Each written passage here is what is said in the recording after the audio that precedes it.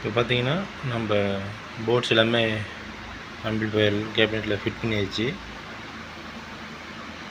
Wiring ஓரளவுக்கு கொடுத்துருக்கேன், அது எக்ஸ்பிளைன் பண்ணுறேன் பாருங்கள். இப்போ பார்த்தீங்கன்னா பவர் ஒயரு உள்ளே வருது.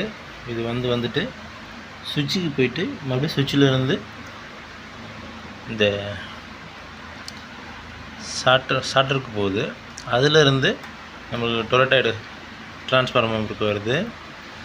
இது பார்த்திங்கன்னா இந்த 2 ஒயரு 12 0.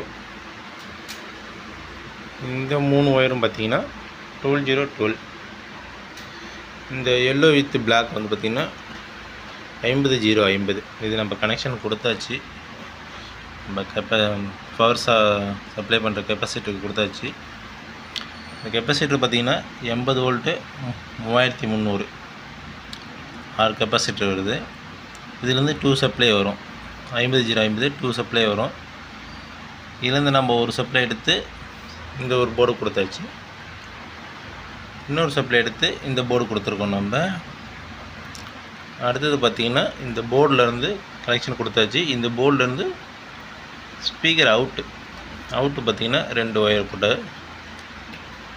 போட்டு அதிலேருந்து எடுத்து இங்கே பார்த்திங்கன்னா ஸ்பீக்கர் ப்ரொடெக்ஷன் போர்டு.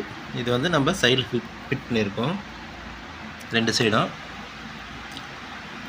இந்த மெயின் போர்டிலேருந்து ஸ்பீக்கர் அவுட் எடுத்து இதை எடுத்துகிட்டு ஸ்பீக்கர் ப்ரொடெக்ஷனில் கொடுத்துருக்கோம்.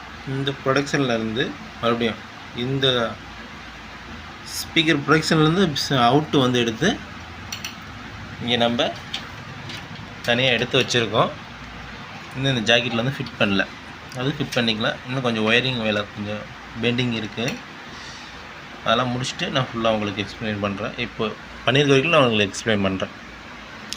இந்த சைடு பார்த்திங்கன்னா உங்களுக்கு ஸ்பீக்கர் அவுட் எடுத்து இதில் என்ன கனெக்ஷன் கொடுக்காத இருக்குது ஸ்பீக்கர் அவுட்டுக்கு. சரிங்களா? அடுத்தது நம்ம இன்னும் ஒர்க் பார்த்திங்கன்னா உங்களுக்கு இன்புட் எடுக்கணும், இதெல்லாம் எடுத்து கனெக்ஷன் கொடுக்கணும். அதெல்லாம் நம்ம